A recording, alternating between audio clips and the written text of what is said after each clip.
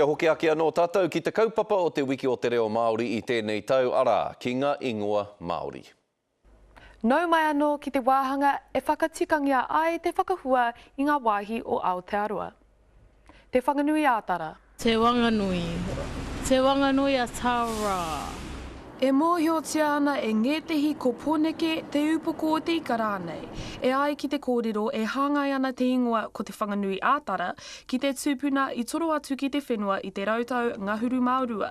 Kātahi ia ka noho tonu ki reira. Kāpiti. Ka pāti.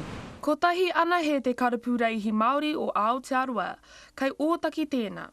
Nō te tau, ko tahi mano e waru te kau mā ono ia whakatūria ai.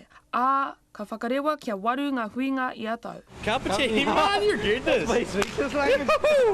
Te papai oia. Te papa I oea. Nō te tau, ko tahi mano e warurau e rima te kaumā iwa te tangata nei a John Tiffin Stewart tai mai ai ki te takiwā.